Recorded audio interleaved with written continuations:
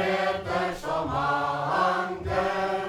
En kongsverske Han stander i den fremre sal, nå ser han ut over soldet, Herre Krist, lader meg etter seier og vinne, heller synker vi ned til bondet, de fører ryttere deres skjold, det Greter som anker.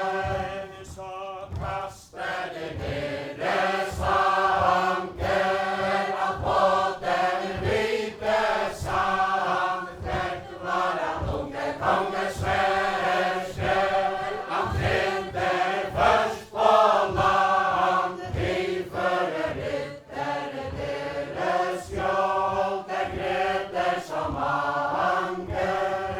noe først råkan Unge enkelbrett, og så han Herre kan grå, så kom han unge konges verste, hans banner var gode og blå, de fører ryttere deres skjold, det Greter som anker.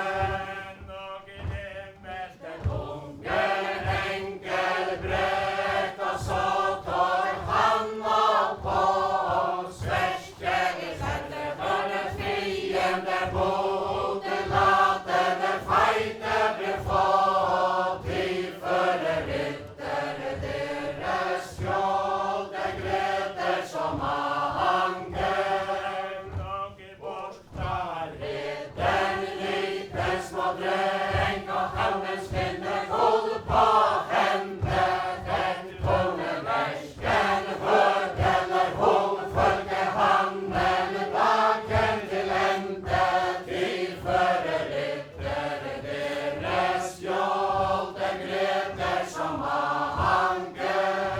noe yngda Da kom den liten små dreng og snetes han for vår. Han var svilt og krenk i tale, han kunne vel føye sine år. De fører ryttere deres skjold, det Greter som anker. noe ned Da meldte han ut den gammel dertil, ga han for evne sverske, mitt Herre haver sendt eder mot sin faders dødar hevne, de fører ryttere deres skjold, det Greter som anker. noe bortar Da tør du osselige dreng og bryte meg enken i hvite, hans fader stod meg ikke hodet ned, han bryter meg ikke ut av stride, de fører ryttere deres skjold, det Greter som anker. noe høre i Sverige stanken som bak til gater etter ikke forundre, ofta vokser en liten ror med vasse hender i mundet, de fører ryttere deres skjold, det Greter som anker. noe detta Var den liten små dreng og sprang til gangen grønn,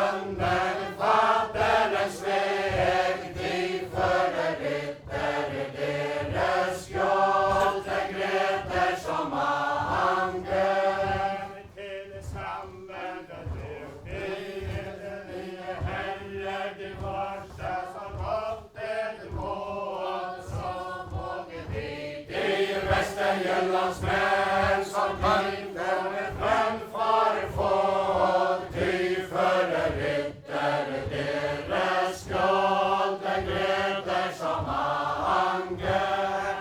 Kongsverske Han hokk og sversting bet og gjorde så varmt av hendene var så runka som det i den strid for sønnen ikke faderen kjente.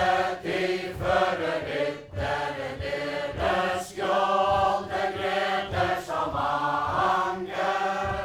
Kongsverske Han hokk og sversting bet og hjelmene liggjordes rørte, det var stårunka stande i den strid for sønnen så faderen til døde. De førre ryttere deres skjold, den gleder som anger. og de var unge. Enkel reises i sørre gulde hår, så vår han de beste Jyllandsmenn som bønderne de meie kår. De førre ryttere deres skjold, den gleder som anger.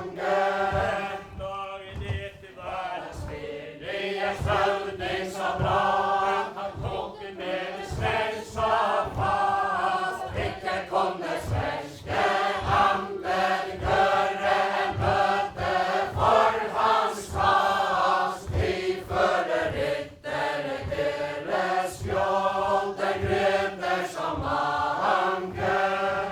Då haver Bøye standen felten hokka flere og ikke færre. Du satt bøyet for alle dem at for din høvdings ære. De førre ryttere deres skjold, den gleder som anger. og det Var var at unge kongesverske, han ingen lenger fødte, han tok den høvding i forgullne hjem, så holdt den i satelen møtte. De førre ryttere deres skjold, den gleder som anger. det danskene Det som mannen rik, svenske til liten fromme, nok heller ville de på stedet dø fra hele svenske rømme. De førre ryttere deres skjold, den gleder som anger. det svenske Var det 2 og 3 imot en, de blev der i skriket står nød, så mange døde bleide og kjip, så mange homen og død. De førre ryttere deres skjold, den gleder som anger. det var